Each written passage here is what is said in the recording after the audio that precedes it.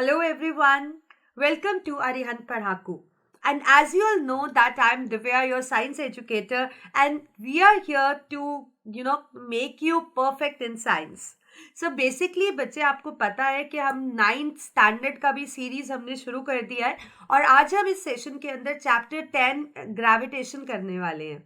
और आपको ये भी पता है या ये मैं बताना चाहती हूँ जिनको नहीं पता है कि अरिहंत की ये बुक मार्केट के अंदर आ चुकी है and it is specially for meant for class 9th। इस बुक के अंदर आपको कंप्लीट थ्योरी मिलेगी जिसमें पूरा एनसीईआरटी रहेगा, थ्योरी रहेगी, उस पर इंपॉर्टेंट क्वेश्चन रहेंगे और फिर अपनी नॉलेज चेक करने के लिए एक चैप्टर टेस्ट भी रहने वाला है और फिर 3 प्रैक्टिस पेपर्स भी है इसके अंदर विद एक्सप्लेनेशन।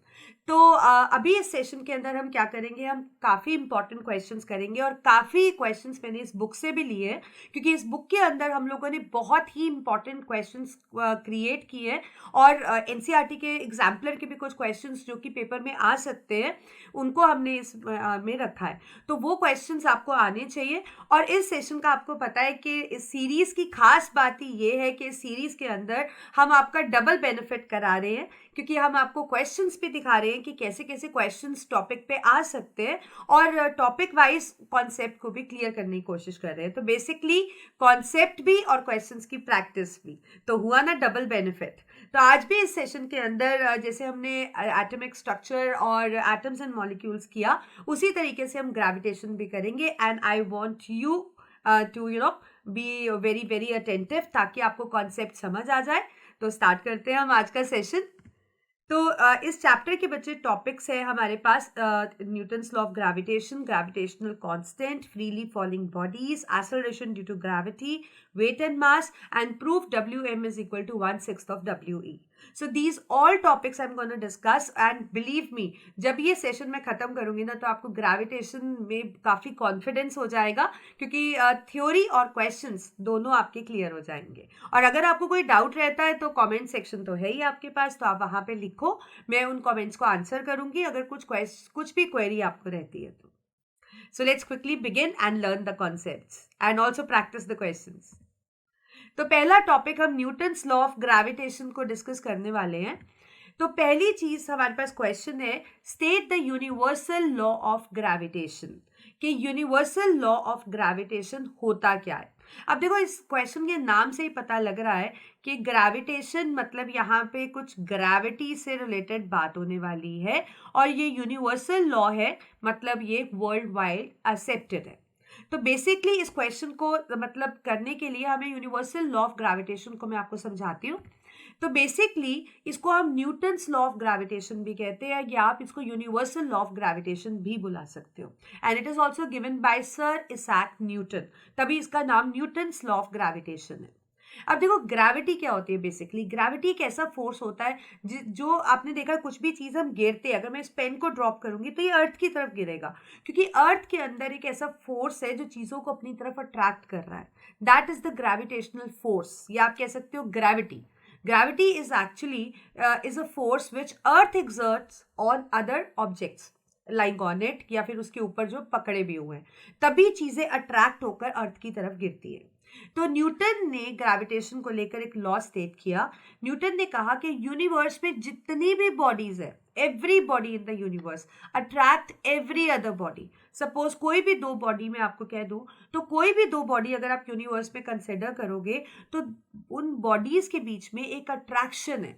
अट्रैक्शन का मतलब अट्रैक्टिव फोर्स है, तो आप लिख सकते हो कि there exist a force of attraction between them. और ये जो फोर्स ऑफ अट्रैक्शन है वो कितना होगा, it is directly proportional to product of their masses. जो भी इनका मास रहेगा बॉडीज का, जो भी बॉडीज आप कंसिडर कर रहे हो उन बॉडीज के मासेस का के प्रोडक्ट के डायरेक्टली प्रोपोर्शनल है। डायरेक्टली प्रोपोर्शनल तो आपको पता है ना कि अगर उनका प्रोडक्ट बढ़ेगा तो फोर्स भी बढ़ेगा, मतलब जो चीजें डायरेक्टली वेरी करती है मतलब उस पर डायरेक्ट इफेक्ट होता है। और ये जो फोर्स है उसका जो मैग्नीट्यूड है it is inversely proportional to the square of distance between them. और सपोज अगर मैं कहूँ कि कोई भी 2 बॉडीज हमने कंसिडर की और इनके बीच में डिस्टेंस आर है तो ये फोर्स उनके डिस्टेंस के क्या रहता है, square of, inversely proportional to the square of distance between them. Inversely proportional का क्या मतलब होता है कि अगर ये डिस्टेंस बढ़ेगा तो ये फोर्स कम होगा, और अगर ये डिस्टेंस कम होगा तो ये फोर्स ज्यादा होगा। वैसे भी सही है ना कि अगर कोई चीज आपके क्लोज है तो आपका अट्रैक्शन उसके साथ ज्यादा रहेगा, अगर वो चीज ही दूर चली गई है, आपका डिस्टेंस बढ़ गया है, तो ऑब्वियसली वो अट्रैक्शन भी कम हो जाती है ना। So basically every body in the universe, this is how you are gonna write अगर ये क्वेश्चन आ जाता है तो, कि every body in the universe attract every other body with a force, and that force is directly proportional to the product of their masses and inversely proportional to the square of distance between them. तो जब भी ये law आएगा ना बच्चे, तो आपने ये मैथमेटिकल भी इसको इस तरीके से जरूर शो कर देना है, क्योंकि फिजिक्स में जिन भी क्वेश्चंस के अंदर या स्टेटमेंट्स के अंदर कुछ डेरिवेशंस होती हैं, तो उनको हम अगर ऐसे दिखा देंगे तो आपका कहीं नंबर नहीं कटेगा, टीचर एक वेल सेटिस्फाइड रहेगी। सो मेक श्योर जहां पे भी कुछ डेरिवेशन हो सकती है ना स्टेटमेंट के साथ, आप डेरिवेशन जरूर मेंशन करो। Okay, so this is how you're going to write like if you get a question that state universal law of gravitation. Okay अगला क्वेश्चन है हमारे पास, write the formula for the magnitude of gravitational force between the earth and an object on the surface of earth. ये NCERT question है आपका। अब देखो इसमें क्या दिया है, right the formula of the magnitude, formula लिखना है, मैग्नीट्यूड मतलब कि फोर्स कैसे कैलकुलेट करेंगे, उसका कितना वैल्यू होगा, किसका, ग्रेविटेशनल फोर्स का। ग्रेविटेशनल फोर्स आप एफ से ही लिखते हो, और किसके किसके बीच में देख रहे हैं हम, दो बॉडीज कौन कौन सी है, एक तो अर्थ और एक हमारे पास है अर्थ, और अर्थ के ऊपर कोई सरफेस पे ऑब्जेक्ट लाई कर रहा है। तो बेसिकली हमें उसका फॉर्मूला देना है। तो ये फॉर्मूला आप कैसे निकालोगे, सपोज अगर मैं कह दूं कि हमारे पास दो बॉडीज हैं, लेट्स से एक बॉडी है अर्थ, और अर्थ पे जो ऑब्जेक्ट पड़ा है, लेट्स से इट इज दिस ऑब्जेक्ट। तो अगर मैं कहूं कि अर्थ का मास है m और इस ऑब्जेक्ट का मास है m, ठीक है, तो जब भी कभी अर्थ पे बच्चे कोई चीज पड़ी होती है ना, तो उस केस में जैसे मैंने आपको बताया कि दो बॉडीज के बीच का हम डिस्टेंस लेते हैं, लेकिन जब अर्थ के सरफेस पे कोई भी ऑब्जेक्ट होगा तो चाहे वो डिस्टेंस गिवन है या नहीं गिवन, आप रेडियस ऑफ अर्थ को यूज करोगे। मैं आपको ऐसे न्यूमेरिकल्स भी प्रैक्टिस कराऊंगी, बट अभी यहाँ पे इसको मैं सिंप्लीफाई करने के लिए डिस्टेंस बिटवीन देम को मैं r ले लेती हूँ। सो दैट मीन्स जो फोर्स है इन दोनों के बॉडी, आपको हमने पढ़ा ही अभी न्यूटन्स लॉज ऑफ ग्रेविटेशन से, कि every other body like attract the every other body, like one body attract the other body in the universe. So in a similar way earth is attracting the object with the force F, और masses है let's say small M capital M earth का, और distance है इनके बीच में are. So formula कैसे लिखेंगे, we know by the law of gravitation that force is directly proportional to the product of masses of the bodies. So that means it is directly proportional to the product of small m and the capital M, and inversely proportional to the square of distance between them. So if the distance is r, so it is r square. So from 1 and 2 we can derive the formula because we can club them. तो अगर इसको club करोगे, so it becomes that it is directly proportional to the product of masses and inversely proportional to the square of distance between them. Now in physics, wherever there is a proportionality sign, and if you want to convert the given equation into formula, we have to turn it into a equal to sign. तो इस proportionality sign को हटाने के लिए हम constant का use करते हैं।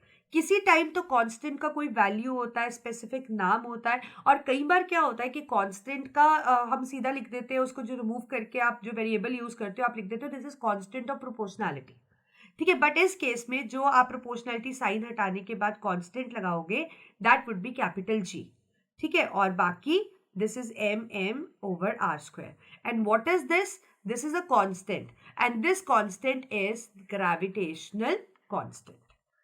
कांस्टेंट ऑफ प्रोपोर्शनैलिटी, ये जो प्रोपोर्शनैलिटी साइन है इसको हटाने के लिए हमने यहाँ पे जो प्रोपोर्शनैलिटी कांस्टेंट लगाया that is gravitational constant. So this is the formula in order to calculate the force existing between the earth and the object with masses जो भी दिए हो और उनका डिस्टेंस भी आपको दिया होगा।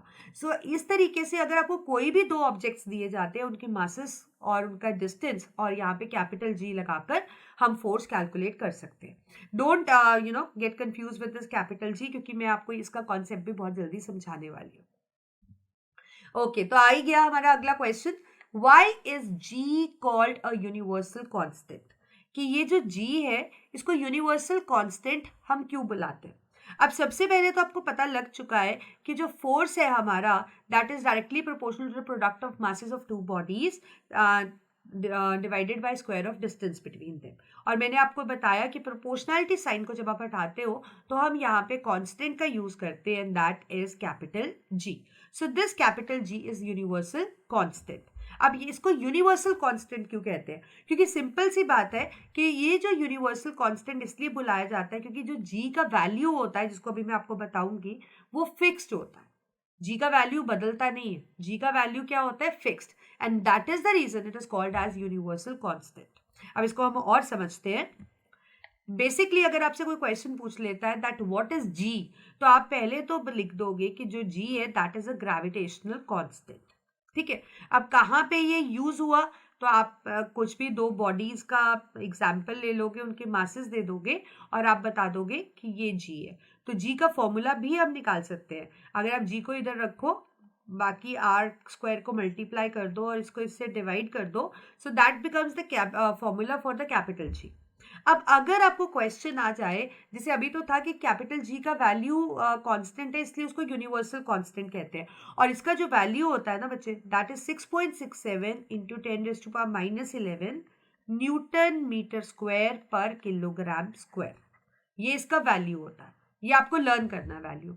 अब यूनिट्स कहाँ से आए वो मैं आपको बता सकती हूँ, क्योंकि देखो capital G is equal to F, F का यूनिट क्या होता है? न्यूटन। डिस्टेंस किस में होता है? मीटर में, सो बिकम्स मीटर स्क्वायर। मास किस में होता है? किलोग्राम, और दूसरा भी मास है तो किलोग्राम। तो जी का यूनिट क्या हुआ? It is newton metre square पर किलोग्राम स्क्वायर। तो तभी यहाँ पे मैंने इस यूनिट का यूज किया। So I hope you got it कि यूनिट कैसे मैंने निकाला यहाँ पे, बट वैल्यू आपको लर्न करना है। ठीक है, अब अगर आपको आ जाए कि डिफाइन करो कैपिटल जी, तो उस केस में हम कैसे करेंगे?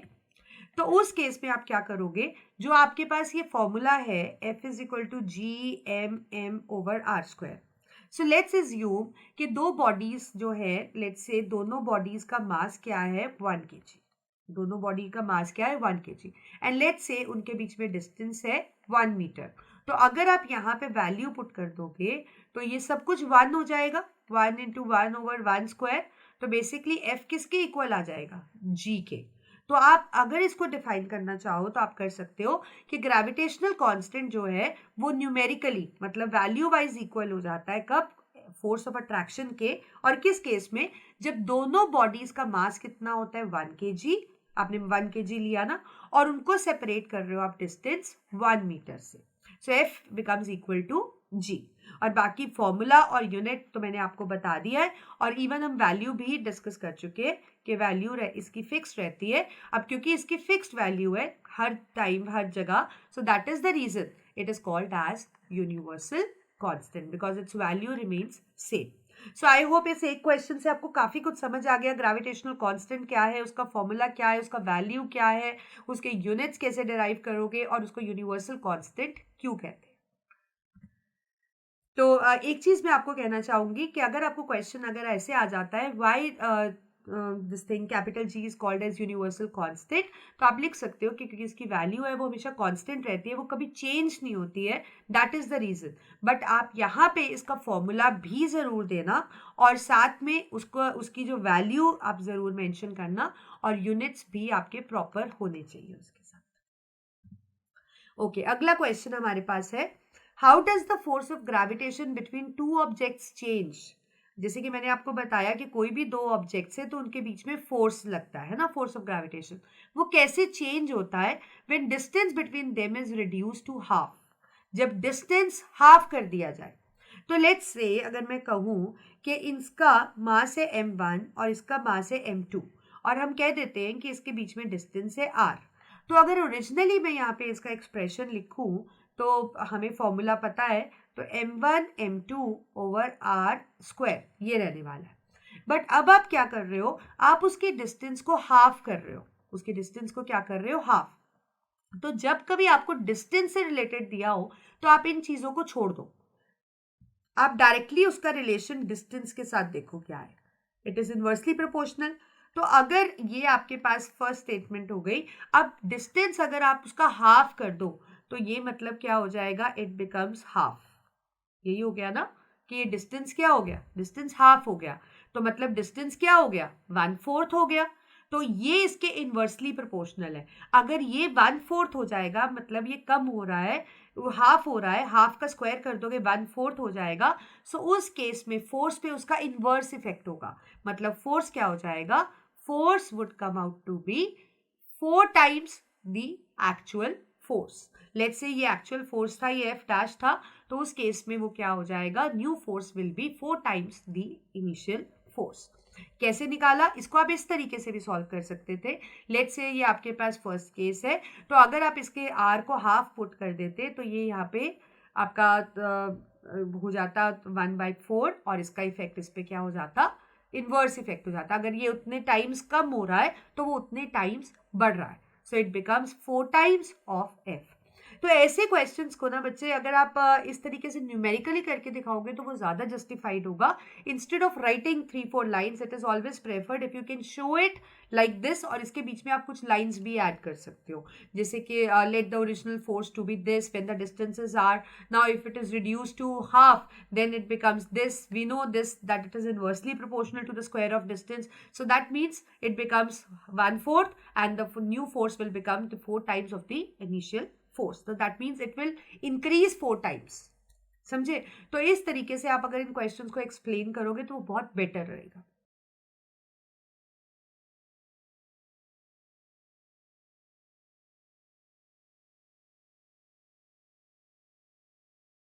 अगला क्वेश्चन हमारे पास है, if the distance between the masses of 2 objects is increase by 5 times. अब यहाँ पे डिस्टेंस 5 टाइम्स इंक्रीज हो रहा है। सो लेट्स से अगर मैं कहूँ कि पहले डिस्टेंस r था और उसके बाद डिस्टेंस क्या हो रहा है, 5 टाइम्स इंक्रीज, मतलब नया डिस्टेंस क्या हो गया, 5r।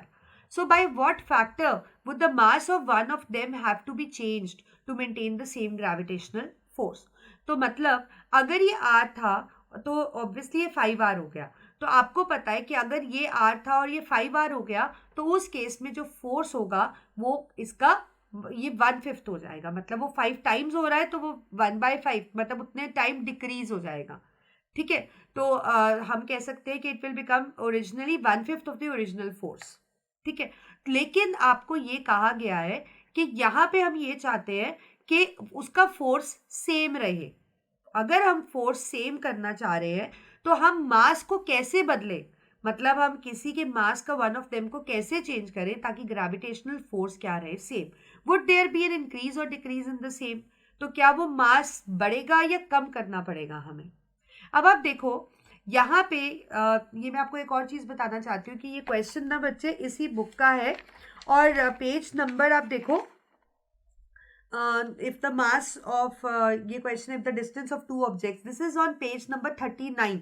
I would request you to open your books, एक बार आप देख लो ताकि आप बुक से भी फैमिलियर हो जाओ। पेज नंबर 39 पे 5th क्वेश्चन है, ये आपका सब्जेक्टिव क्वेश्चन का शॉर्ट आंसर टाइप पार्ट 2 दे रखा है। तो इसमें ये 5th क्वेश्चन है और आप देखो इसका जो एक्सप्लेनेशन है वो भी आपको दे रखा है कितने अच्छे तरीके से। ठीक है, तो अगर हम चाहते हैं कि ये जो इसका फोर्स है, देखो आप इसको कैसे लिखोगे, आप इसमें लिखोगे कि आपको फोर्स फॉर्मूला पता है, it is Fg m1m2 over r square. This is how you right the formula. Now if it becomes 5 times, ठीक है, अगर ये 5 टाइम्स हो रहा है तो इसको आप ऐसे लिख सकते हो, यहाँ पे मैंने स्क्वायर नहीं किया था, यहाँ पे मैंने स्क्वायर नहीं किया था, ये आप ध्यान रखो, आप स्क्वायर करना नहीं भूलना।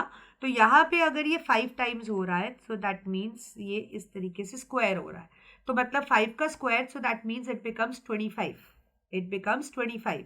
इसको आप ऐसे भी लिख सकते हो फिर Gm1m2 over 25r स्क्वायर। ठीक है, तो अगर ये 25th हो रहा है तो इसका मतलब जो फोर्स है वो क्या हो रहा है, वो 25 टाइम्स कम हो रहा है, वो 25 टाइम्स क्या हो रहा है, कम, क्योंकि वो स्क्वायर था।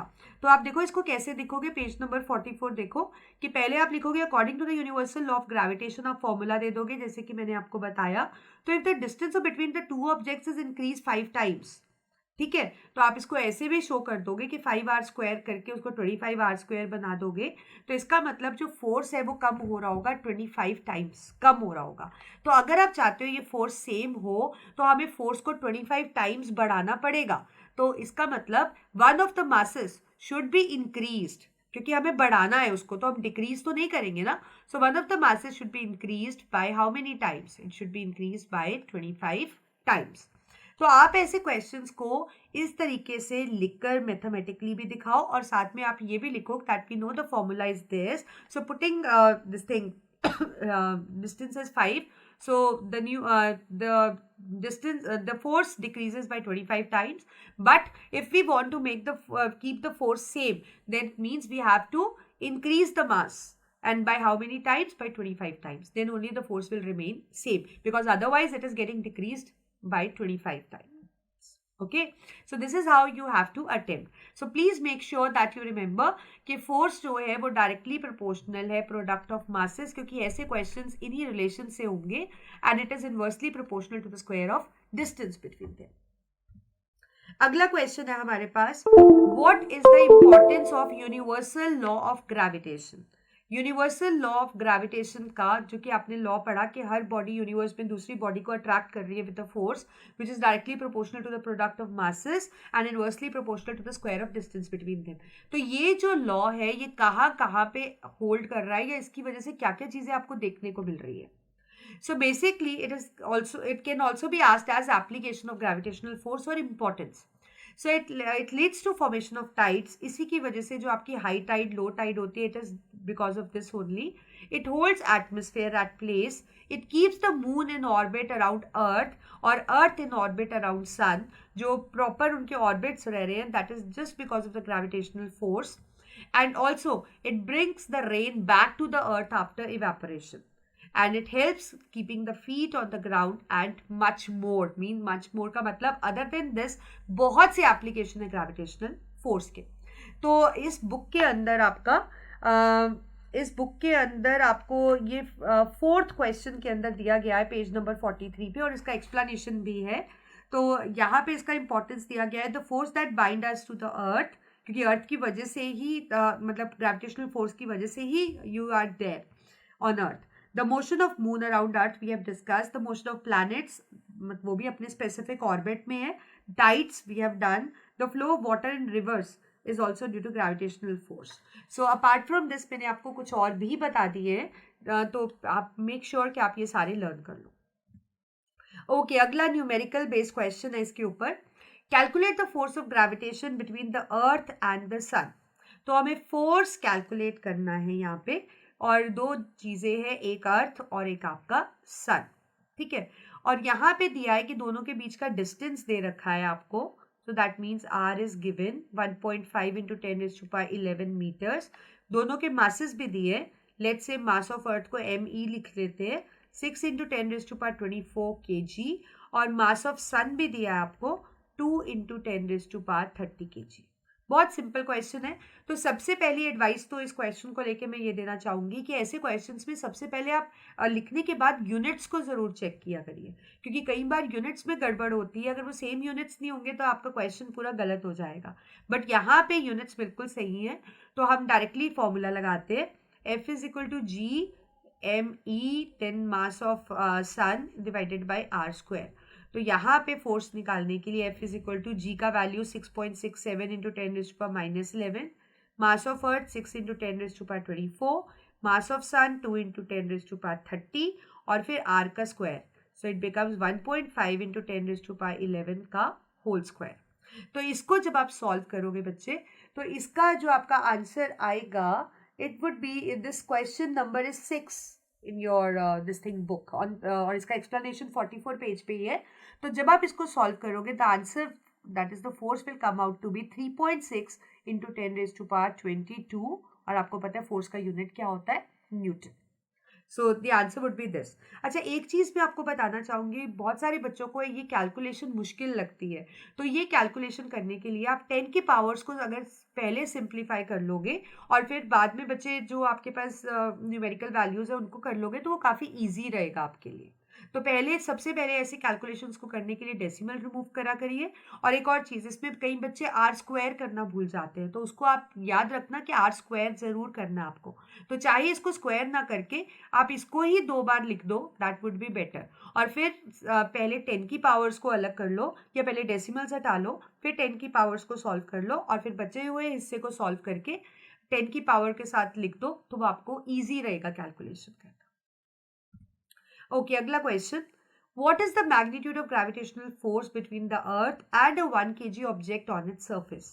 अगेन न्यूमेरिकल है, हमें फोर्स निकालना है, बट यहाँ पे फोर्स अर्थ और ऑब्जेक्ट के बीच में निकालना है। तो एक चीज मैं आपको बताना चाहती हूँ कि ऐसे क्वेश्चंस में कई बार कंफ्यूजन क्रिएट करने के लिए आपको आर नहीं दिया जाएगा। तो आप याद रखो कि अर्थ पे जब भी कोई चीज पड़ी होगी तो उस केस में आर आप क्या लोगे, r is taken as radius of earth. तो वहां पे आर अगर दिया है तो भी बेटर है, अगर नहीं दिया तो रेडियस ऑफ अर्थ आपको लेना है। और ये वैल्यूज अर्थ का मास और अर्थ का रेडियस आई वुड सजेस्ट कि आप याद कर लो, क्योंकि कई केसेस में आपको ये नहीं भी दिया होता। तो मास ऑफ अर्थ इज, यहाँ लिख लेते हैं, मास ऑफ अर्थ इज 6 × 10⁻24 kg, अभी लर्न कर लो। और ऑब्जेक्ट का मास आपको दे रखा है, लेट्स से इट इज 1 kg, और रेडियस तो मैंने आपको बताया कि ये अर्थ का रेडियस ही लेते हैं, और इसको भी आप लर्न कर लीजिए। तो सेम फॉर्मूला हमें पुट करना है, F = G/m/r स्क्वायर, स्क्वायर नहीं भूलना है। तो force is equal to G का वैल्यू यूनिवर्सल है 6.67 × 10⁻11। Mass of earth, mass of अर्थ पहले लिखिए, ऑब्जेक्ट को पहले लिखिए, उससे कोई फर्क नहीं पड़ता। और रेडियस 6.4 × 10⁻6 स्क्वायर है, तो इसको सिंप्लीफाई करने के लिए मैं ऐसे लिख रही हूँ। अब एक बार मैं आपको बता देती हूँ कि इसको सॉल्व कैसे किया करो आप। तो यहाँ पे 100 आ गया, और यहाँ पे भी आपने 2 डेसिमल हटाए, क्या 100 आ गया। तो ये 100 यहाँ कट गया। तो अब मैं देखो सारे इन वैल्यूज़ को अलग कर दे रही हूँ, और 10 की वैल्यूज़ को मैं अलग कर दे रही हूँ। तो यहाँ पे ऊपर 10⁻24 और एक है -11, यहाँ मैं -11 लिख देती हूँ। और नीचे मेरे पास है 64 × 64, 6 12 होता है, और ऊपर जाके ये -12 बन जाएगा। तो यहाँ पे मैं -12 डाल देती हूँ। तो इसका मतलब यहाँ पे देखो 10 की पावर आपके पास क्या आ रही, 24 -11 -12। तो इसको आप सॉल्व कर लो, तो 24 यहाँ पे ये प्लस हो जाएगा, और ये आपके पास बन जाएगा 23। ठीक है, अब 24 में से 23 गया तो आपके पास आ गया 10। तो मतलब इन सबको हटाकर आप सिर्फ अगर जब इसको सॉल्व करो तो आप इसको ऐसे लिख सकते हो, ऊपर इंटू 10। अब आप देखो ये कितना सिंप्लीफाई हो गया, और इसको तो आपको सॉल्व करना आता ही है।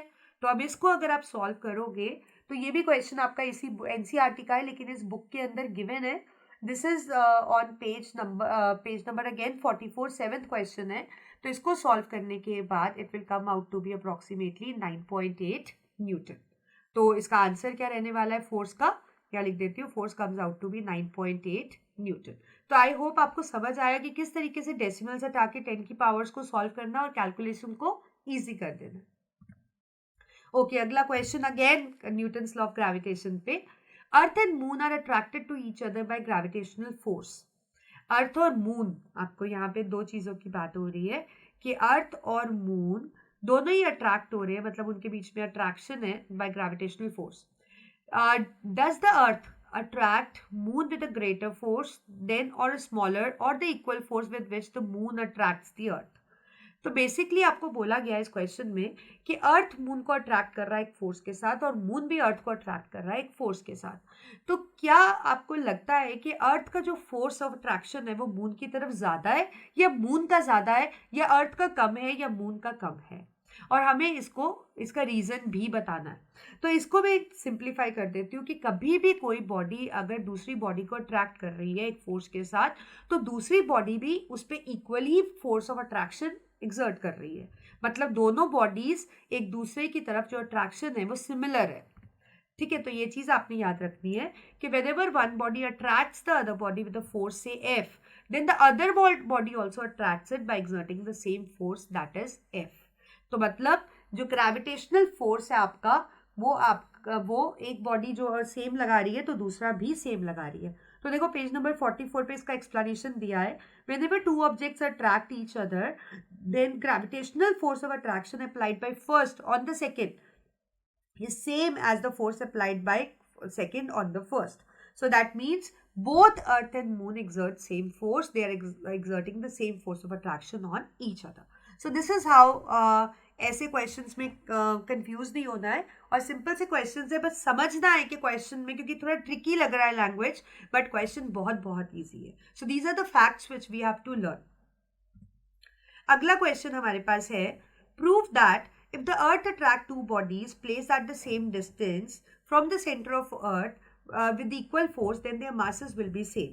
अब देखो इस क्वेश्चन का लैंग्वेज भी समझो. हमारे पास अर्थ है, ठीक है, let's say this is earth, ठीक है. अर्थ attracts two bodies placed at same distance from the centre of earth. Let's say centre of earth से दोनों का डिस्टेंस क्या दिया है आपको, सेम दिया है. अर्थ दोनों को अट्रैक्ट कर रही है, और वो भी इक्वल फोर्स के साथ. देखो इक्वल फोर्स लिखा है, तो क्या इनके मासेस भी सेम होंगे? तो हम देख लेते हैं. लेट्स से अर्थ का मास है m, इसका मास ले लेते हैं m1 और इसका मास ले लेते हैं हम m2. अब इसके लिए अगर आप देखो अर्थ और इस ऑब्जेक्ट के लिए ऑब्जेक्ट ए लिख लेते हैं, तो इसके लिए आपके पास फॉर्मूला रहेगा F is equal to G m m1 over r square. अब अगर आप इसके लिए let's say this is F1 force, a body के लिए लगा रहे हैं ना, F A लिख लेते हैं. Let's say this is b body, तो एफ बी अगर आप देखो तो it comes out to be m, और उसका मास और उसका सेम डिस्टेंस है तो r square. Now the forces are same. देखो आपको क्या बोला गया, equal force. So that means F a is equal to F b. So if that is equal तो उसका राइट हैंड साइड भी इक्वल होगा. Right hand side would also be equal. अब इसमें देखो सब चीजें सेम है, कट जाएंगी, कैंसिल हो जाएंगी, ठीक है. So that means yes there masses will also be same. तो आपके पास ये रिजल्ट आ गया. तो मैथमेटिकली अगर प्रूव करोगे ना इस तरीके से, और साथ साथ में बीच में एक एक दो दो लाइन भी लिखोगे, तो आपका आंसर बहुत एक्सप्लेनेटिव होगा. तो आई वुड सजेस्ट कि आप इसी मेथड को फॉलो करो. ओके, अगला question. A body weighs 25 kg on the surface of earth. मतलब अर्थ का सरफेस है और उस पर एक बॉडी है और उसका मास है 25 kg. If the mass of अर्थ हमें दिया, हम यहाँ लिख लेते हैं, वो इजी रहेगा. मास ऑफ ऑब्जेक्ट m2 ले लेते हैं 25 kg. मास ऑफ अर्थ, इसमें कोई फर्क नहीं है, आप किसी को भी 1 या 2 ले लो, don't get confuse with this. और आपको पता है कोई भी चीज़ अगर हम अर्थ पे रखते हैं तो अर्थ का रेडियस ही हम लेते हैं r, ठीक है. यूनिट्स ओके है. ग्रेविटेशनल कांस्टेंट हमें याद है. अब हमें क्या निकालना है, उसके बीच में फोर्स ऑफ अट्रैक्शन. पहला पार्ट देखो, तो ये इजी है क्योंकि ऐसे क्वेश्चन अब हम कर चुके हैं. तो आई होप आपको पता है, और आप भी अपनी कॉपीज में साथ साथ करो जरा इसको. सो जी इज 6.67 इंटू 10⁻11. m1 आपके पास हो गया 25, m2 हो गया 6 इंटू 10⁻24, और r स्क्वायर हो गया 6.4 इंटू 10⁻6 का स्क्वायर. तो इसको अगर आप सॉल्व कर लोगे ना, तो इसमें जो बच्चे आपका f आ जाएगा सॉल्व करके, वो 244 न्यूटन आ जाएगा. I am saving time, calculation तो मैं समझा चुकी हूँ आपको कैसे करना है. तो एफ इसको कैलकुलेशन करके will come out to be 244 newton. अब अगला पार्ट देखो, हमें क्या निकालना है. Acceleration produced in the body, कि बॉडी के अंदर एक्सेलरेशन क्या होगी. अब आपको पता है कि हमारे पास फ्रॉम सेकेंड लॉ आपने फोर्स वाले चैप्टर में पढ़ा था कि F is equal to M into A. अब जिस बॉडी का एक्सेलरेशन निकालना हो उसी का मास लेना है. लेट्स से अगर हमें ऑब्जेक्ट के अंदर एक्सेलरेशन निकालनी है तो ऑब्जेक्ट का ही मास लोगे. तो acceleration produce in the object would be F over m2. तो एफ क्या है आपके पास, एफ इज 244, और m2 is the mass of object which is 25. Solve करोगे इसका आंसर आ जाएगा 9.8 मीटर पर सेकेंड स्क्वायर. अब ऐसे ही एक्सेलरेशन प्रोड्यूस इन अर्थ के लिए निकालना है. तो अर्थ के लिए निकालोगे तो सेम यही फॉर्मूला लोगे, बट मास क्या रहेगा, अर्थ का रहेगा. फोर्स तो आप निकाल चुके हो, अर्थ का मास 6 इंटू 10⁻24. सॉल्व करोगे ये ऊपर जाके -24 हो गया. कैलकुलेट करके आ जाएगा 4.06 इंटू 10⁻23 -23, क्योंकि ऊपर चला गया ना, मीटर पर second square. So this is how you have to calculate. तो जिसका भी एक्सेलरेशन निकालना है उसी का आप मास ले लोगे. Now let's start with another topic, and that is acceleration due to gravity. So the first question we have based on this topic is, what do you mean by free fall? कि free fall हम किस चीज को बुलाते हैं. अब इसको define करने के लिए डेफिनेशन तो मैं आपको बता देती हूँ, बट वो डेफिनेशन आपको सही से समझ आएगी जब आप कॉन्सेप्ट समझोगे।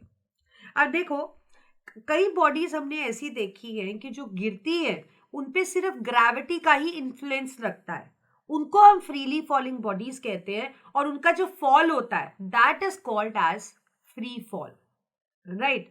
तो फ्री फॉल या फ्रीली फॉलिंग बॉडीज का मतलब है वो बॉडीज जिन पे कोई और एक्सटर्नल फोर्स नहीं लगता, और वो बॉडीज सिर्फ ग्रेविटी के इन्फ्लुएंस में ही गिरती है। फॉर एग्जाम्पल, अगर मैं आपसे कहूं कि some person is going in the lift, और सडनली लिफ्ट में कुछ प्रॉब्लम हो गई और लिफ्ट नीचे गिर रही है, ठीक है, तो आप देखो इस केस में ये जो लिफ्ट के अंदर है वो भी गिर रहा है।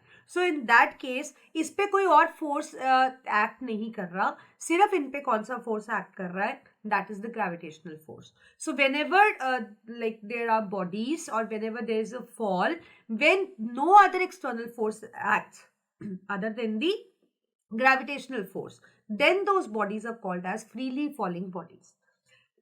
Suppose अगर आपने कोई बॉल किसी हाइट पे रख दी, ठीक है, और किसी भी कारण वो अपने आप गिर गई, मतलब आप नहीं गिर रहे हो, वो अपने आप गिर जाती है, so that body would said to be a freely falling body, और उसके फॉल को आप क्या बुला सकते हो, it can be called as free fall. So I hope you get that any body which fall under the influence of gravity alone, that is called as free fall. It means there is no other external force which is acting on it. Just the gravitational force alone is acting on it. So you need to remember it, और इस तरीके से आप example देकर इसको define कर सकते हो।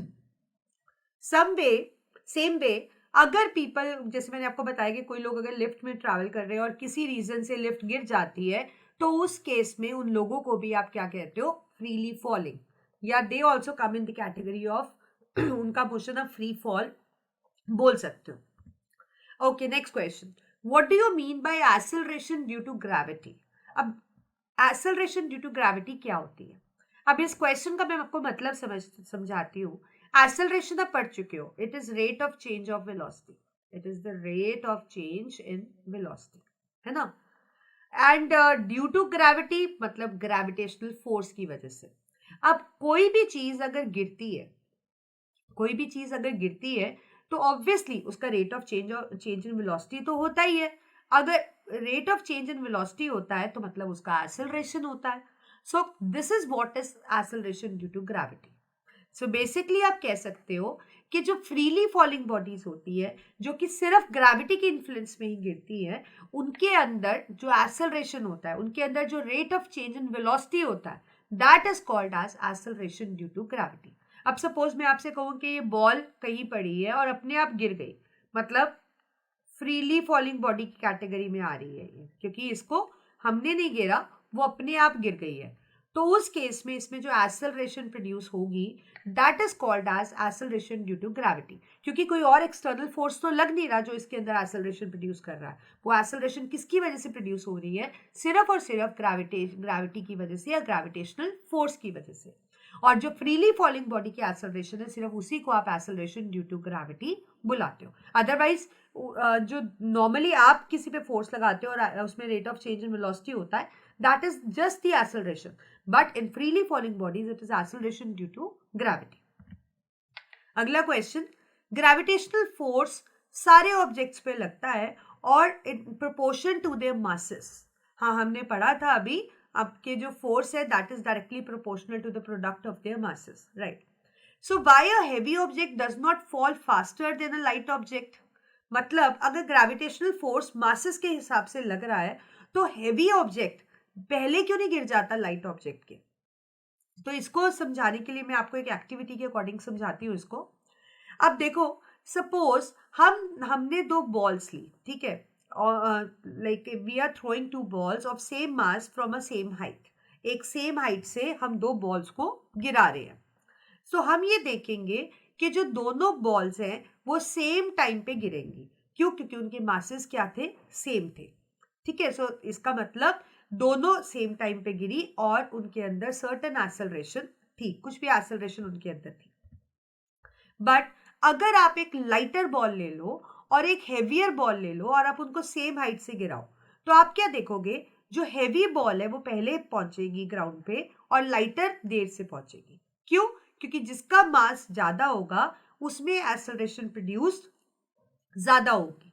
ठीक है, बट ऐसा नहीं है। अब यही एक एक्सपेरिमेंट हमने वैक्यूम के अंदर किया। ठीक है, तो इस केस में हमने क्या किया, इसमें हमने क्या किया कि हमने दोनों बॉल्स को जिनके मासेस अलग अलग थे, एक हैवी थी और एक लाइटर थी, उसको हमने सेम टाइम पे गिराया वैक्यूम के अंदर। तो हमने ये देखा कि दोनों के अंदर एक्सेलरेशन सेम प्रोड्यूस हुई। बट जब हमने उसको नॉर्मली ऐसे एयर मीडियम में गिराया था, तो जो हेवियर थी वो जल्दी गिर गई थी और जो हल्की थी वो देर से गिरी थी। तो मतलब वहां पे मासेस का रोल था। बट जब ये एक्सपेरिमेंट हमने वैक्यूम के अंदर किया और उनको सेम हाइट से गिराया और उनके मासेस के बीच में डिफरेंस था, तो दोनों सेम एक्सेलरेशन से प्रोड्यूस हुई। तो इसका बेसिकली ये रिजल्ट है जो मैं आपको समझाना चाहती हूँ, कि जो एक्सेलरेशन ड्यू टू ग्रेविटी होता है ना बच्चे, वो इंडिपेंडेंट होता है मास के। That doesn't depend upon the mass of the object, that how heavier or how lighter is the object. But जो आप जनरल लाइफ में कोई चीज गिरा रहे हो, तेज गिर रही है, देर से गिर रही है या जल्दी गिर रही है, that is due to the medium present. क्योंकि जब आप उसको वैक्यूम में गिरा रहे हो वो सेम टाइम पे गिर रही है, बट जब आप उसको एयर में, पानी में, किसी चीज में गिरा रहे हो तो उनके बीच में टाइम का डिफरेंस है, तो आपको लग रहा है कि उनके अंदर एक्सेलरेशन भी अलग प्रोड्यूस हो रही है। But it is not that, it is just because of the medium resistance, कि जो मीडियम है वो उसको रेजिस्टेंस ऑफर कर रहा है, जिसका सरफेस एरिया ज्यादा है उसको रेजिस्टेंस ज्यादा ऑफर हो रही है और वो देर से गिर रहा है, और जिसका सरफेस कम है उसको रेजिस्टेंस कम ऑफर हो रही है और वो जल्दी गिर रहा है। सो बेसिकली कहने का मतलब है कि acceleration doesn't depend upon mass of any body. अगर आप चाहे लाइटर को गिरो चाहे हेवियर को गिरो, they will fall eight same time. तो अब यहाँ पे जो क्वेश्चन था आप उसको एक बार दोबारा देखो। क्वेश्चन था हमारा कि एक हैवी ऑब्जेक्ट फास्टर क्यों नहीं गिरता लाइटर ऑब्जेक्ट के।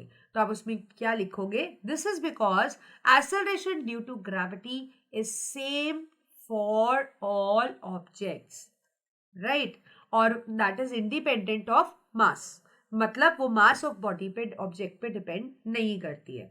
बट फिर भी जो आप देर से या जल्दी गिरने वाला वो डिफरेंस देख रहे हो, एक्सेलरेशन आपको अलग लग रहा है, that is just because of the medium resistance. That is just because of the medium resistance. So I hope you get it. तो अगला क्वेश्चन देखते हैं। So next question is, how does the value of g on earth is related to the mass of earth and its radius, and derive it? तो basically अगर एक question आ जाए तो इस क्वेश्चन से समझ आ रहा है कि जो g है, सबसे पहली चीज तो जो स्मॉल g है, it is a symbol to represent the acceleration due to gravity. जो नॉर्मल एक्सेलरेशन होता है उसको आप ए से रिप्रेजेंट करते हो, but acceleration due to gravity को आप स्मॉल जी से करते हो। And yes, it is somehow related to the mass and radius of the earth. तो उसी को हमने डिराइव करना है और वही बेसिकली इसका फॉर्मूला भी है। या आप कह सकते हो कि जो आप न्यूमेरिकल सॉल्व करने के लिए रिलेशन यूज करोगे वो उसका रिलेशन भी है। तो उसको डिराइव करते हैं, that is the expression for small g, that is acceleration due to gravity. Let's say अगर ये आपके पास एक बॉडी है और वो फ्रीली फॉल हो रही है, लेट्स से on the surface of earth, let's say this is the surface of अर्थ, ठीक है, इस पे फ्रीली फॉल हो रही है, तो सबसे पहले तो इनके बीच में एक फोर्स अट्रैक्ट कर रहा है, that is the force of gravitation. So force of gravitation, let's say this mass of this ball, freely falling ball is m, and the mass of earth is m, and the radius is, let's say, a radius of earth which is r. So that means this is F is equal to g, capital M, that is mass of earth, small m mass of ball, and this is the radius of earth. So this is how you're going to write the expression for the force of gravitation that exists between these two bodies. Now when it is falling down, so that means the acceleration produced in it can be given by the second law, by Newton's second law, right? So that means when it is falling, the acceleration produced is F is equal to ma. I'll write here from second law. Now both are forces, so we can equate them. So that means m into a is equal to capital G m over r square. Now mass of the body, the mass of the ball and this mass of the ball cancels out. So we are left with AGM over R square. And if you remember, in this case, this acceleration is the acceleration produced in this ball which is freely falling.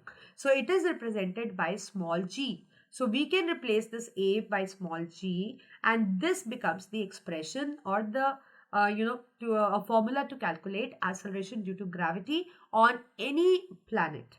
Now here we are talking about Earth, so that is the reason we have taken the mass of Earth and the radius of Earth. Apart from this, अगर ये किसी भी planet के लिए होगी तो आप उसका मास लो, उसका रेडियस लो, तो आप उसकी acceleration due to gravity calculate कर सकते हो. So I hope you get it कि भी कैसे पहले हमने फोर्स ऑफ ग्रेविटेशन से एफ का एक्सप्रेशन लिया, फिर ये बॉल गिर रही है तो इसके एक्सेलरेशन एक्सप्रेशन लिया, इक्वेट किया, इसका बॉडी का मास कैंसिल आउट हो गया, ए को जी से रिप्लेस किया और ये आपके पास एक्सप्रेशन आ गया. तो इस तरीके से अगर आपको कभी डिफाइन करना आ जाए जी को, तो आप कह सकते हो it is acceleration produce in freely falling bodies. और एक और बात याद करो कि जो जी है, जी बेसिकली एक्सेलरेशन ही है, बस फ्रीली फॉलिंग बॉडीज में है, तो उसका यूनिट भी क्या रहता है, मीटर पर सेकेंड स्क्वायर. और जी एक्सेलरेशन है तो एक्सेलरेशन एक वेक्टर क्वांटिटी होती है. और अगर आप इसकी वैल्यू इस एक्सप्रेशन के साथ कैलकुलेट करो, मतलब अगर आप अर्थ का मास यूज करो 6 × 10⁻24 kg और g का भी वैल्यू लगाओ और इसका रेडियस का वैल्यू भी पुट करो यहाँ पे, तो इसको जब आप कैलकुलेट करोगे तो it will come out to be 9.8 metre पर सेकेंड स्क्वायर. सिमिलरली अगर आप मून के लिए निकालना चाहते हो तो मून के लिए मून का मास और मून का रेडियस ले लो, तो वो आपका वैल्यू आ जाएगा 1.63 मीटर पर सेकेंड स्क्वायर. तो ऐसे आपको सबका लर्न नहीं करना है, बट एक एग्जाम्पल के लिए मून का बता दिया. So this is the way to calculate acceleration due to gravity on any planet. Okay, next question. Identical packets are dropped from two aeroplanes. मतलब दो aeroplanes थे. Let's make this aeroplane. Let's say this is aeroplane and this is aeroplane. So two identical packets are dropped. ठीक है, एक drop किया above the equator. Let's say एक packet is dropped above the equator and the other above the north pole. Okay, at height h. Assuming all conditions are identical, will those packets take the same time to reach the surface of Earth or justify your answer? तो यहाँ पे ये question बहुत tricky लग रहा है, but बहुत बहुत ईजी है.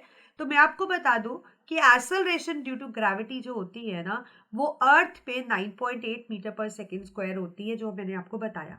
बट ये वैल्यू हर जगह सेम नहीं रहती है, क्योंकि आपको पता है जो जी है वो इन्वर्सली प्रोपोर्शनल डिस्टेंस के. तो हमने ये देखा इसके एक्सप्रेशन से कि जो जी है आपका, इसकी जो वैल्यू है, it is maximum at poles. मतलब पोल्स पे ये वैल्यू क्या है, मैक्सिमम है. और कितनी है, 9.8 मीटर पर second square. And it is minimum at equator. ज़्यादा डिफरेंस नहीं है, जस्ट 9.7. तो इसलिए जहाँ पे एक्सेलरेशन ज़्यादा है, पोल पे ज़्यादा है ना, तो इसका मतलब जो पैकेट आप पोल पे गिर रहे हो वो जल्दी गिरेगा as compare to the packet जो कि आप इक्वेटर पे गिर रहे हो. So that means if two packets are dropped, one above the equator and other above the north pole, चाहे साउथ पोल भी होता, so the packet will reach the pole first. The reason being the acceleration due to gravity is maximum at poles, which is 9.8 meter per second square, and at equator it is 9.7 meter per second square. So I think you got the acceleration due to gravity also, and you have understood the concept well. Now let's begin with three equations of free fall. So let me tell you one thing, that we have three equations. आपको जैसे कि पता है कि हमारी three equation of motion होती है v is equal to u plus at. Second equation आपके पास होती है s is equal to ut plus half at square. ये सब आपने मोशन चैप्टर में पढ़ रखा है. और थर्ड इक्वेशन आपके पास होती है v square is equal to u square plus 2as. But जब फ्रीली फॉलिंग बॉडीज होती है उसमें और इसमें इतना डिफरेंस होता है कि यहाँ पे जो a है it is replaced by g, और जो s है, डिस्टेंस जो है, that is replaced by height. So that means the three equations of free fall becomes v is equal to u plus gt, और यहाँ पे s की जगह h लगा देंगे तो ut plus half, a की जगह g लगा देंगे gt square, and third we have v square is equal to u square, 2 a की जगह again g और s की जगह h. So these are the three equations of free fall. और एक चीज मैं आपको और बताना चाहती हूँ बच्चे, कि जब भी कोई चीज आप ऊपर की तरफ फेंकते हो तो उसका जो जी होता है that is taken in negative, taken as negative. लेकिन जब भी आप कोई चीज ग्रेविटी के टूवर्ड्स फेंकते हो तो जी को हम क्या लेते हैं, पॉजिटिव। सिमिलरली जब कोई चीज आप नीचे से ऊपर फेंकते हो तो उसका फाइनल वेलोसिटी जीरो हो जाता है, लेकिन जब कोई चीज आप ऊपर से नीचे फेंकते हो तो उसका इनिशियल वेलोसिटी जीरो हो जाता है। अगर आप ये तीन इक्वेशंस और ये दो रिजल्ट्स याद रखोगे तो आप न्यूमेरिकल्स बहुत इजीली कर पाओगे। तो स्टार्ट करते हैं हम न्यूमेरिकल्स। तो यहाँ पहला क्वेश्चन है हमारे पास, आपके पास बुक होगी तो मैं आपको बुक में भी बता देती हूँ कि क्वेश्चन कहाँ पे है, सो दैट आप भी साथ साथ सॉल्व कर सको। तो बेसिकली ये जो क्वेश्चन अभी हम करने वाले हैं, प्लीज ओपन योर बुक्स। तो ये क्वेश्चन आपका है, it is question number 15 on page number 40। ठीक है, तो 15 क्वेश्चन है 40 पेज पे ये। And the question is basically, question है हमारे पास, a stone is release from the top of the tower. जो स्टोन है वो top of the tower of height 19.6 meter से रिलीज होता है। तो लेट्स से अगर ये आपके पास टॉप ऑफ टॉवर है और ये स्टोन है, it is release from the top of the tower, ऊपर से नीचे गिर रहे हैं। ठीक है, और कितना हाइट है टॉवर का, 19.6 मीटर। मैंने आपको बताया था जब भी कोई चीज़ ऊपर से आप नीचे गिरते हो तो उस केस में आपको अपने आप ही इनिशियल वेलोसिटी को जीरो ले लेना है। आपको क्या फाइंड करना है, final velocity. Final velocity find करनी है, और क्योंकि ये ग्राउंड की टूवर्ड्स गिर रहा है तो जी आपका पॉजिटिव होगा। और आपको पता है अर्थ पे जी आपका कितना होता है, 9.8 मीटर पर सेकेंड स्क्वायर। इक्वेशंस में आप इसको 10 भी ले सकते हो, you can round of it, but अभी यहाँ पे मैं 9.8 मीटर पर सेकेंड स्क्वायर ही ले रही हूँ। तो ये आपको पेपर में क्वेश्चंस में जी नहीं भी दिया हो सकता, so you have to remember it that the g on the surface of earth is 9.8 metre पर सेकेंड स्क्वायर। अब यहाँ पे आपके पास u है, h है, v है और g है, हमें v कैलकुलेट करना है। तो अगर आप इन तीनों को देखोगे तो आपके पास थर्ड इक्वेशन को हम यूज कर सकते हैं, v square is equal to u square plus 2gh। First equation use नहीं कर सकते क्योंकि t आ जाएगा वहां, और सेकेंड इक्वेशन में भी t आता है, तो इसलिए हम थर्ड इक्वेशन का यूज करेंगे। This is the third equation. तो बेसिकली v हमें फाइंड करना है, u हमारे पास 0 है और 2g पॉजिटिव है, कितना 9.8, और h आपके पास है 19.6। Before you start any numerical please make sure कि आप यूनिट्स को प्रॉपरली चेक कर लिया करिए ताकि यूनिट्स में कोई गलती ना हो। तो इसको तो निगलेक्ट कर सकते हैं, 9.8 into 2 is 19.6, this also becomes 19.6।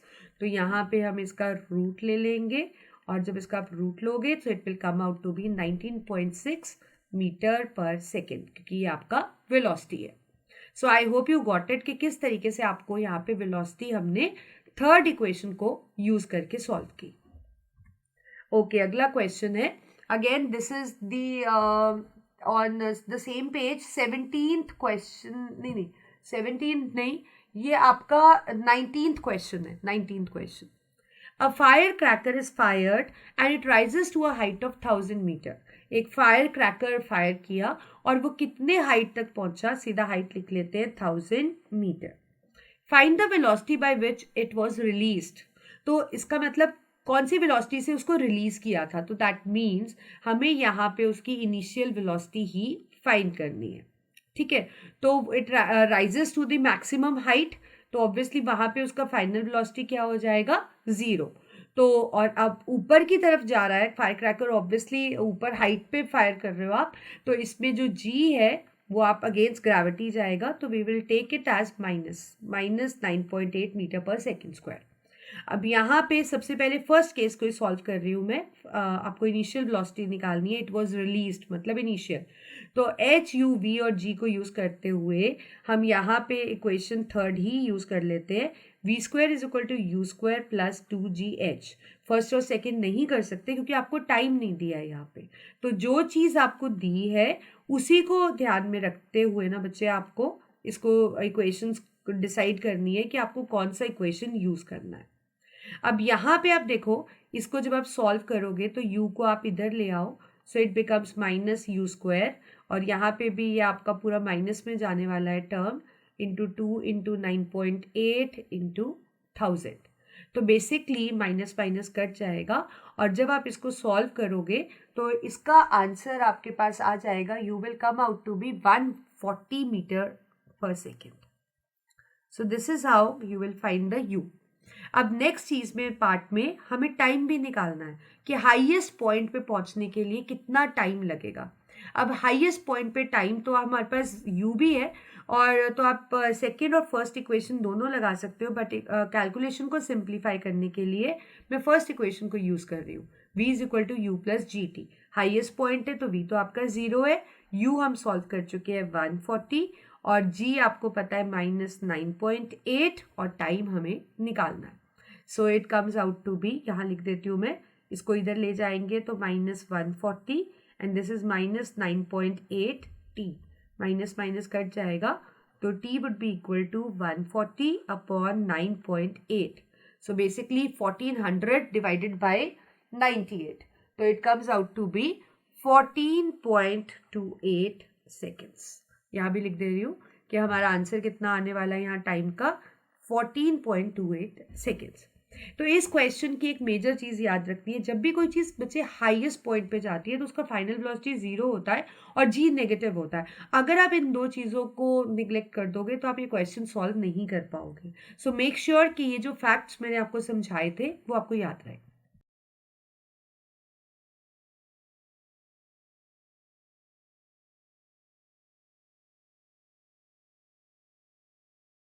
Next question is, a ball is thrown with some speed u.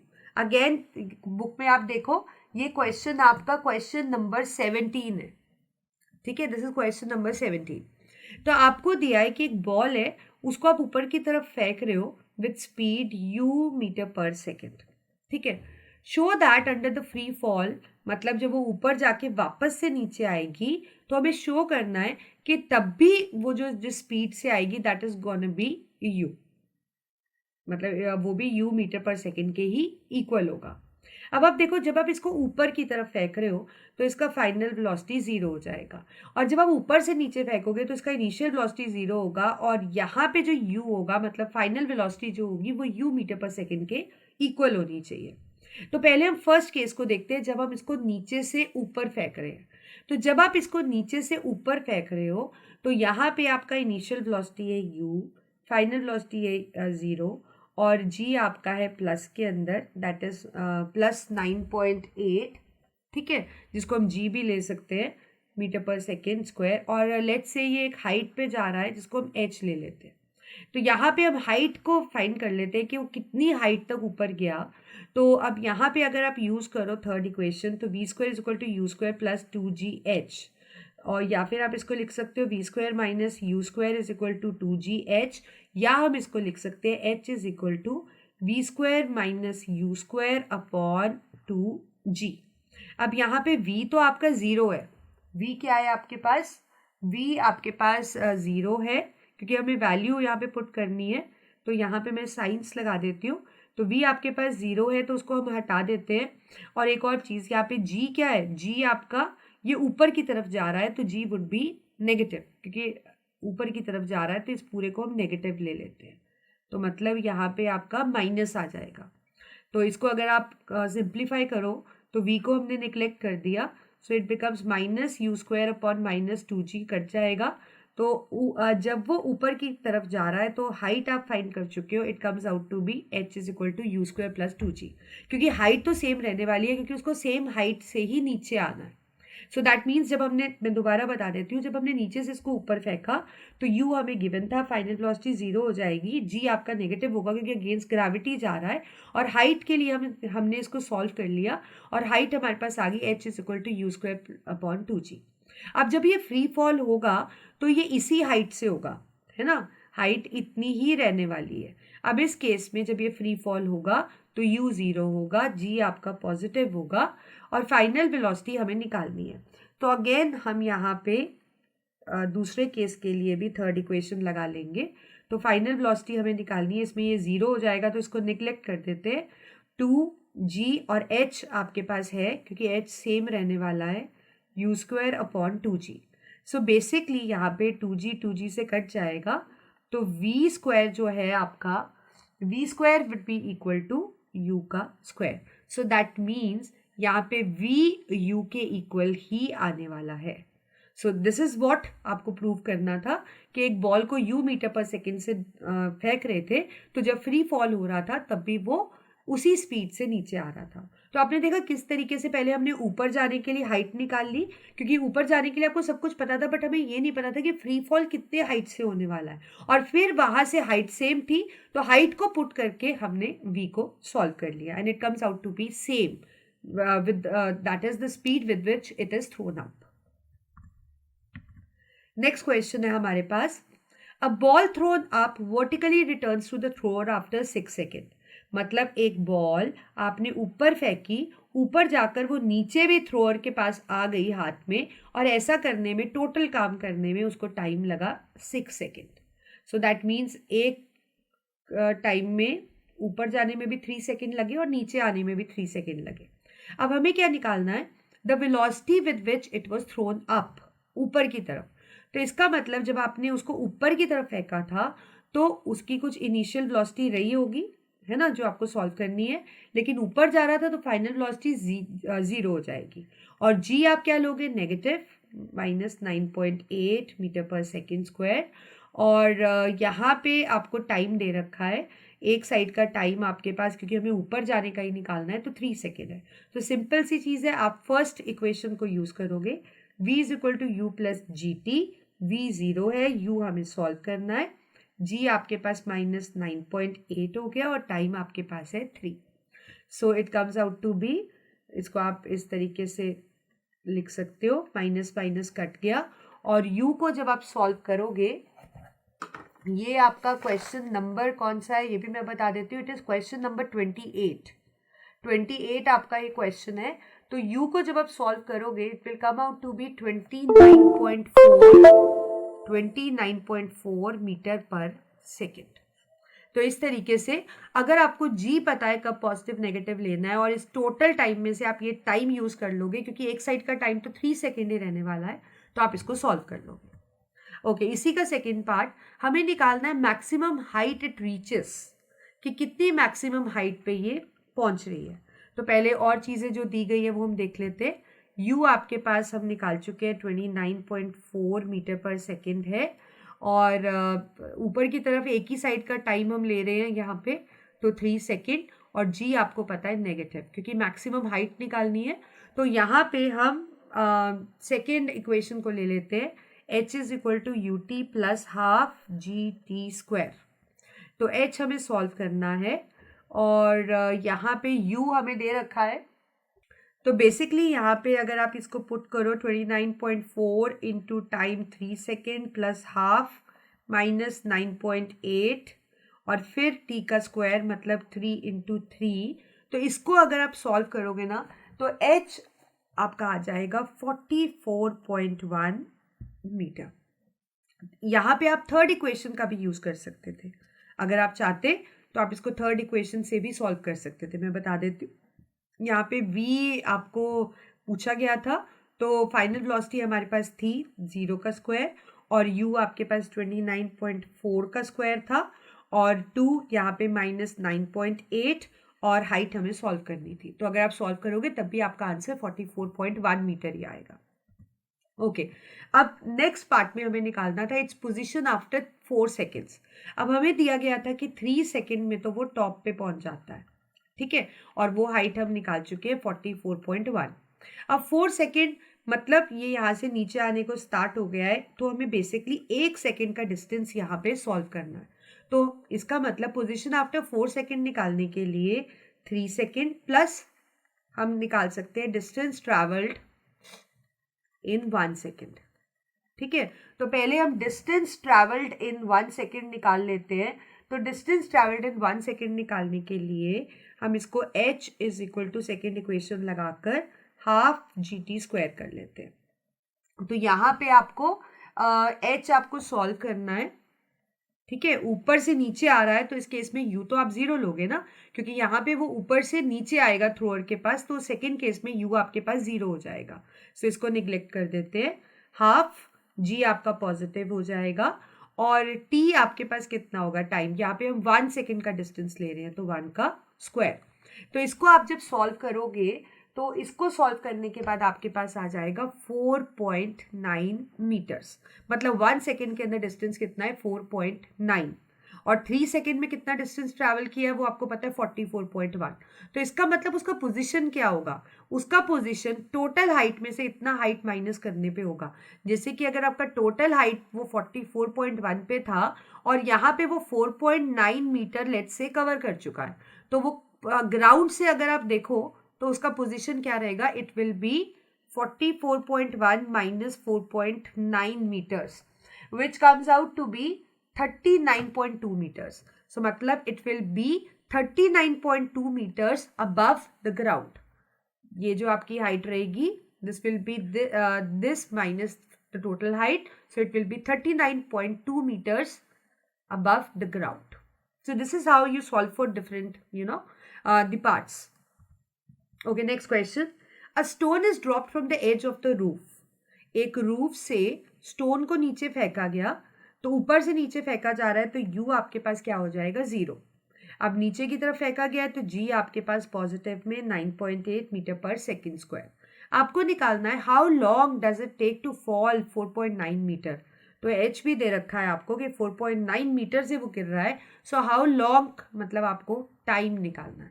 तो basically u g h t, तो मतलब आप यहाँ पे h is equal to u t plus half g t square, second equation को लगा लो। तो 4.9, u आपके पास 0 है तो ये पूरा निग्लेक्ट कर देते हैं, हाफ इंटू 9.8 और टाइम हमें यहाँ पे निकालना है। So basically it comes out to be 4.9 into 2 divided by 9.8 equal to t का स्क्वायर। तो इसको जब आप सॉल्व करोगे यहाँ पे, ये आपका क्वेश्चन नंबर है, this is basically question number 29। आप अपनी बुक्स भी देख लो। तो यहाँ पे जो टाइम आपका आ जाएगा it will come out to be 1 second. It will come out to be 1 second. Second part देखते हैं। आपने देखा ये इस क्वेश्चन के पार्ट्स है। So how fast does it move at the end of that fall, how fast does it move at the end, मतलब आपको यहाँ पे क्या निकालना है फाइनल वेलोसिटी। तो हाइट तो आपको दे ही रखी थी 4.9 मीटर, ऊपर से गिर रहा है तो वो 0 होगा इनिशियल वेलोसिटी। जी हम कर चुके हैं कि पॉजिटिव होगा क्योंकि नीचे की तरफ गिर रहा है, और टाइम भी हम सॉल्व कर चुके हैं 1 सेकेंड। तो हमें फाइनली फाइनल वेलोसिटी निकालना है। तो फाइनल वेलोसिटी आप सीधा v is equal to u plus g t second equation first equation से निकाल सकते हो। तो u आपके पास है 0 और ये आपका है 9.8 और ये 1, तो v कितना रहेगा, it will come out to be 9.8 metre पर सेकेंड। कितना आएगा आपके पास v, 9.8 मीटर पर सेकेंड। अब क्वेश्चन था how fast does it move at the end of 7.9 metre. तो इस केस में आपको हाइट दिया है 7.9 metre, how fast does it move at the end मतलब आपको फाइनल वेलोसिटी ही निकालनी है। और यहाँ पे भी आपको इनिशियल वेलोसिटी क्योंकि ऊपर से ही गिरा जा रहा है 0 है और g भी पॉजिटिव है 9.8 मीटर पर सेकेंड क्योंकि टूवर्ड्स ग्रेविटी आ रहा है। तो थर्ड इक्वेशन का यूज करेंगे, v square is equal to u square plus 2gh। तो v आपको फाइंड करना है, u आप निग्लेक्ट कर सकते हो, 2 इंटू 9.8 इंटू 7.9। तो इसको जब आप सॉल्व करोगे तो यहाँ पे आपका आंसर आ जाएगा, it will move with 12.44 metre पर सेकेंड। कैलकुलेशन तो आप लोग कर ही लोगे।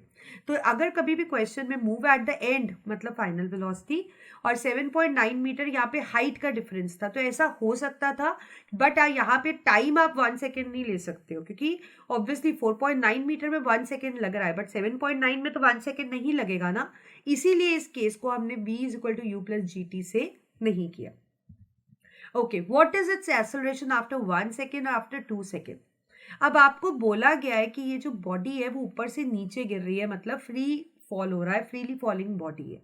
अब आपको पता है जो भी फ्रीली फॉलिंग बॉडीज होती है उनमें जो एक्सेलरेशन होती है that is acceleration due to gravity. और अभी हम अच्छे से डिस्कस कर चुके हैं that acceleration due to gravity remain same, चाहे आप उसको 1 सेकेंड के बाद देखो, चाहे 2 सेकेंड के बाद देखो, ठीक है. तो it is independent of the time, it is always same, it will remain same whether we see it after 1 second or 2 seconds. It is going to be same, that is 9.8 meter per second. Now let's start with the other topic, that is the mass and weight. So the first question is, what is the difference between the mass of an object and its weight? तो किसी के object के मास और wait में क्या difference है? So let me tell you कि daily routine में तो आप मास और वेट एक ही तरह से यूज कर देते हो, बट मास और वेट दोनों अलग अलग चीजें हैं. तो इनको समझते हैं हम. तो बेसिकली मास का मतलब होता है quantity of matter contained in the body. किसी बॉडी के अंदर कितना मैटर प्रेजेंट है, that is called as mass. तो नॉर्मली मास को निकालने के लिए आप किसी का मैटर कैलकुलेट कर लो तो उससे उसका मास आ जाता है. और मास को हम मेजर करते हैं यूनिट किलोग्राम में, ये इसका बिगर यूनिट है, और ग्राम इसका स्मॉलर यूनिट है. तो बेसिकली जो आपके पास मास होता है that is calculated in kilograms, जो मैक्सिमम आप किलोग्राम्स में लेते हो, बट जो छोटी चीज़ें हैं, जो हल्की चीज़ें हैं, उनका मास हम ग्राम्स में भी ले लेते हैं. So it is equal to the quantity of matter in the body. अगर हम वेट की बात करें तो वेट एक ऐसा फोर्स है, वेट मास नहीं होता, वेट बेसिकली फोर्स होता है with which the earth attracts the object towards itself.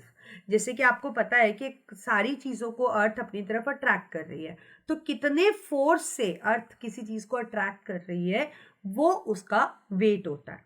और जो वेट का फॉर्मूला होता है, weight is calculated by body का mass into acceleration due to gravity acting on it. ठीक है. तो m इंटू जी करके आप उसको सॉल्व करते हो वेट को. तो कहीं पे भी अगर आपको किसी भी चीज़ का वेट देखना है तो उसकी जी का वैल्यू पुट करो. अगर अर्थ पे देखना है तो अर्थ की जी का वैल्यू पुट करो, मून पे देखना है तो मून की जी का वैल्यू पुट करो. बट अगर हम मास की बात करें, मास हमेशा सेम रहता है. Weight changes from place to place but mass always remain constant. Okay. और जो वेट है वो फोर्स है, इसलिए मास को आप केजी में करते हो बट वेट को आप किस में कैलकुलेट करते हो? न्यूटन में. ठीक है. And in this case 1 Newton is equal to, क्योंकि आपके पास है W is equal to M into G, तो अगर इसको मैं लिखूँ 1 न्यूटन, मास आपका होगा किलोग्राम में और जी आपके पास होता है मीटर पर सेकेंड स्क्वायर में. So 1 Newton is equal to 1 kilogram into meter पर second square. So please remember कि जो आपका वेट है that changes from place to place but mass remains same. तो यही आप डिफरेंस कर सकते हो. मास और वेट का डेफिनेशन डाल सकते हो, दूसरा उनके फॉर्मूलाज लिख सकते हो, तीसरा उनका यूनिट लिख सकते हो, और चौथा आप ये लिख सकते हो कि mass is always gonna be remain same at all places but weight changes as g changes. Okay. अगला क्वेश्चन आपके पास, why is the weight of an object on the moon is 1/6 of its weight on the earth? This is very important. और इसमें आपको पूछा गया है कि किसी भी चीज़ का वेट मून पे 1/6 क्यों होता है to the weight of that object on earth. तो इसको डिराइव करना बहुत बहुत इम्पॉर्टेंट है और ये बहुत इम्पॉर्टेंट क्वेश्चन है. तो इसको आप कैसे करोगे? अब इसमें आपके पास दो चीज़ें हैं, let's consider earth and let's consider moon. अब आप अगर अर्थ का मास देखो तो अर्थ का मास आपके पास होता है 6 इंटू 10⁻24 kg, और जो मास ऑफ मून होता है that is equal to 7.4 into 10⁻22 kg. Earth का जो रेडियस होता है दैट इज 1.6 इंटू 10⁻6 मीटर्स, और जो मून का रेडियस होता है दैट इज 1.7 इंटू 10⁻6 मीटर्स. अब अगर आप अर्थ के लिए जी निकालो, आपको पता है जी का फॉर्मूला ये होता है, और मून के लिए निकाल रहे हैं तो मैं यहाँ इस पे मून लिख रही हूँ इसके पाव में, तो GM/r². तो अगर आप इसकी ये वैल्यूज सारी पुट करोगे इसके अंदर तो जो GE आएगी आपके पास, आपको पता है ना वैल्यूज कैसे पुट करनी है, मास उसका पुट कर देना है और फिर उसका रेडियस पुट कर देना है, स्क्वायर है इसका. तो इसको आप सॉल्व करोगे तो आपके पास आंसर आ जाएगा 9.8 मीटर पर सेकेंड स्क्वायर. सिमिलरली जब ये वैल्यूज आप मून के लिए पुट करोगे जो कि मैं यहाँ पुट करके दिखा देती हूँ. 6.67 इंटू 10⁻⁻11, 7.4 इसका मास हो गया इंटू 10⁻22 और 1.7 इंटू 10⁻6 का स्क्वायर. तो इसको सॉल्व करोगे तो ये आपके पास 1.63 मीटर पर सेकेंड स्क्वायर आ जाएगा. अब जिसका हमें जी फाइंड करना होता है उसको आप ऊपर रख लेते हो क्योंकि हमें उसी का रेशियो फाइंड करना और जीई आप नीचे रख लोगे. तो मून का जी आपने फाइंड किया तो 1.63 आया और जीई का कितना आया 9.8 which is approximately equal to 1/6. तो आप लिख सकते हो कि जीएम इज 1/6 ऑफ जीई. ये आपका पहला रिजल्ट है. अब आपको पता है कि जो वेट है कहीं पे भी वेट निकालने के लिए that is M into G, या आप कह सकते हो weight is directly proportional to G. तो अगर यहाँ पे मैं इसको लिखना चाहूँ तो I can write it this way that Wm is equal to 1/6 of We. That means weight of any object on moon is 1/6 of that on its weight on earth. So this is how you can prove this. अब question आपको इससे भी आ सकता था कि आपको ये prove करना है और क्वेश्चन आपको इससे भी आ सकता था. तो अगर ये आता है तो आपको यहाँ तक छोड़ देना, अगर ये आता है तो आपको ये रिलेशन पुट करने के बाद डायरेक्टली आप इसको लिख सकते हो. Next question. The weight of any person on the moon is about 1/6 times that on earth. हाँ, ये अभी हमने किया भी था कि किसी भी चीज़ का वेट मून पे 1/6 होता है to the times of its weight on earth. He can lift a mass of 15 kg on earth. मतलब मास कोई है जो कि 15 kg मास उठा सकता है. दिस इज 15 kg मास उठा सकता है कहाँ पे? अर्थ पे. So what will be the maximum mass जो कि वो उठा पाएगा सेम फोर्स से कहाँ पे? मून पे.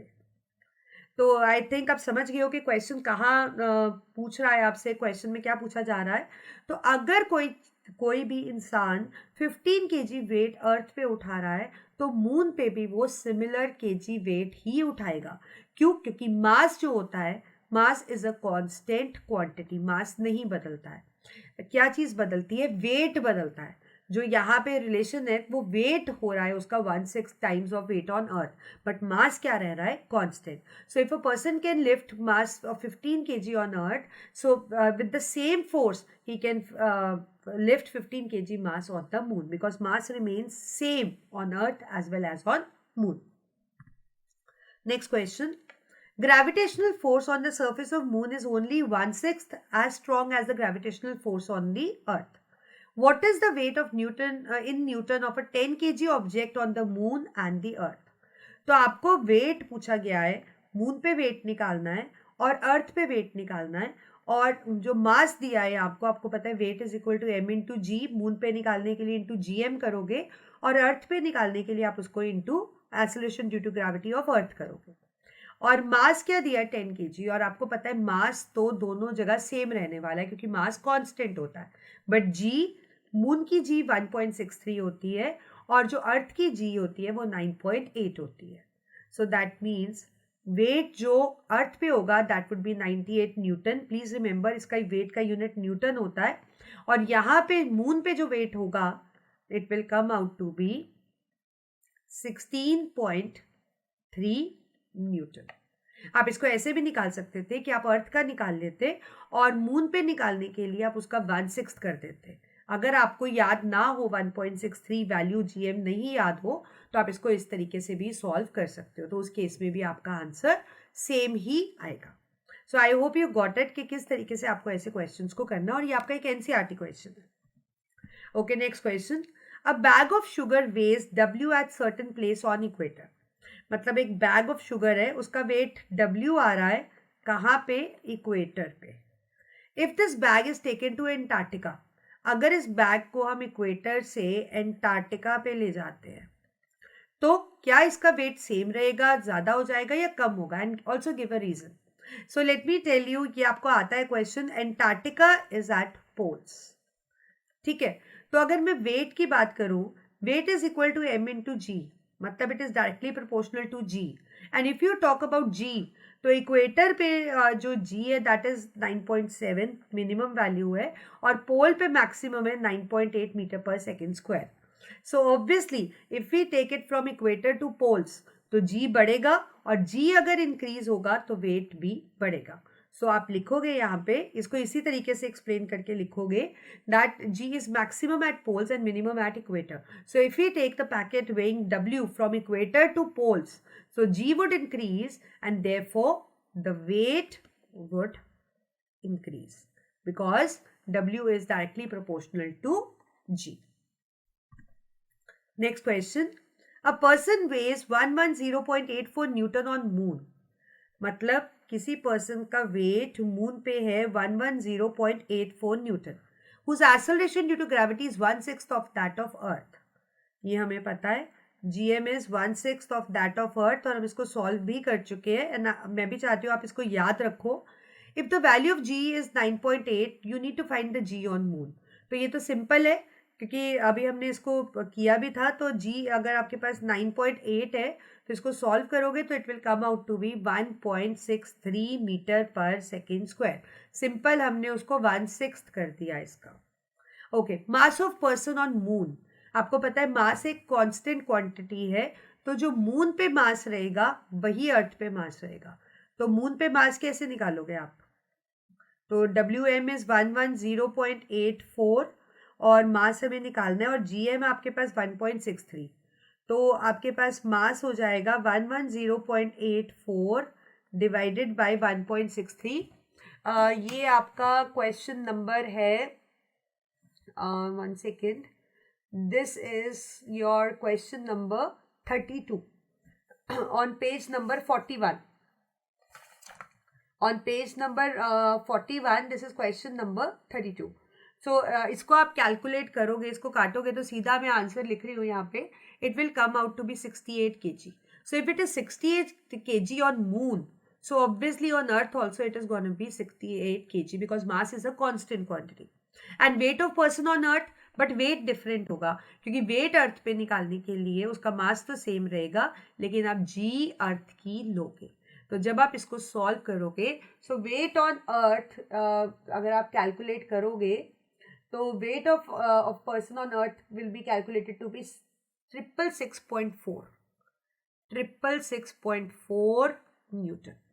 तो इस तरीके से आपको याद रखना है कि मास एक कांस्टेंट क्वांटिटी है but weight place from place change होता रहता है क्योंकि जी बदलती रहती है. Not place from place, planet से प्लैनेट और इक्वेटर और पोल्स में भी आप कर चुके हो क्योंकि इक्वेटर और पोल्स में भी जी की वैल्यू का डिफरेंस है तो वेट का डिफरेंस आएगा वहां पे, बट स्लाइट डिफरेंस होगा बट होगा. Next question, we have a case study based question. So it is read the following and answer the questions from 1 to 5 given below. The universe has many forces that include our daily pushes and pulls. We are always pushing or pulling something even if we stand still on the ground. But it turns out that in physics, there are only 4 fundamental forces are present from which everything else is derived. These are strong force, the weak force, the electromagnetic force, and the gravitational force. The gravitational force is a force that attracts any two objects which has some mass. So on the basis of this, we have to answer few questions. And the first part is, when do we use the term force of gravity rather than using force of gravitation?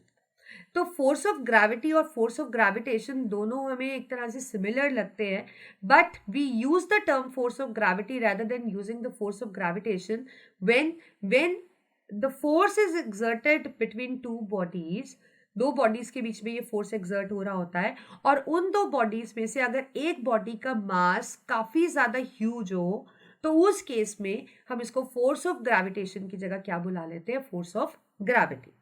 So you can write in this way that we use the term force of gravity if in case the mass of one of the object or body is huge. Then we replace it with force of gravity. Otherwise, we can make use of force of gravitation also if there is not a lot of mass difference between them.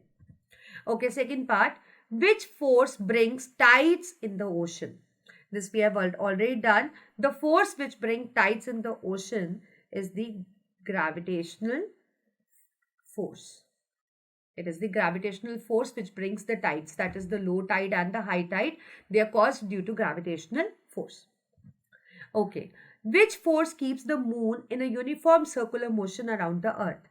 मतलब अर्थ के आसपास जो moon अपने ही orbit में घूम रहा है, तो कौन सा फोर्स है जो उसको रखता है?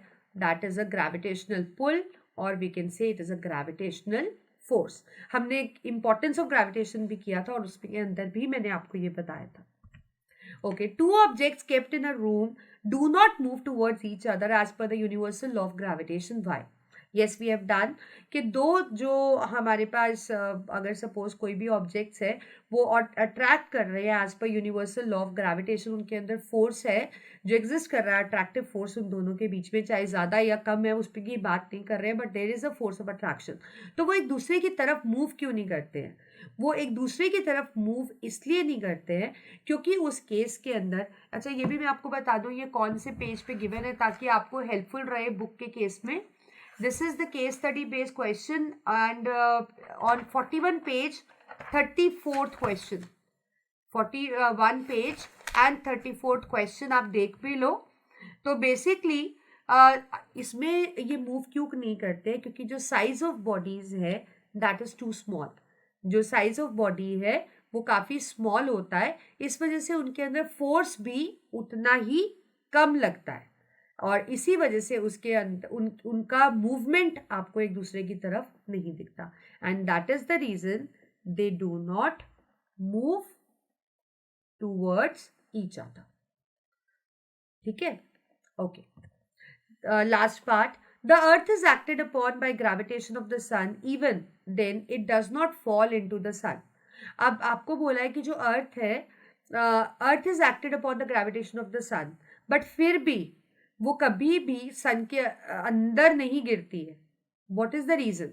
We have already studied that there is a gravitational force या पुल कह सकते हो, which keep the planets and the celestial body in their particular orbits, and that is the reason they do not the earth do not fall into the sun. So gravitational force or pull keep them in their own orbit, and that is the reason they do not fall.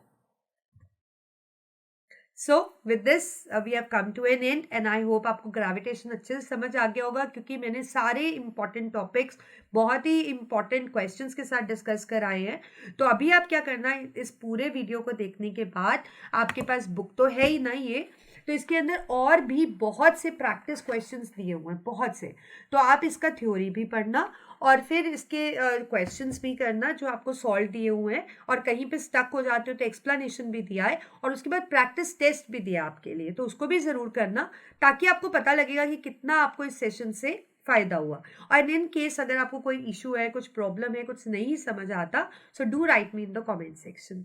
Okay, so with this we come to an end of this session. I hope you like it. So if you like it, hit the like button, share the video with your friends, and do not forget to hit the bell icon for the notifications. So me, Divya, signing off from Arihant Padhaku, but we are meeting very soon and we'll be doing the another new concept, learning new concept in that video. So till then, take care. Bye-bye.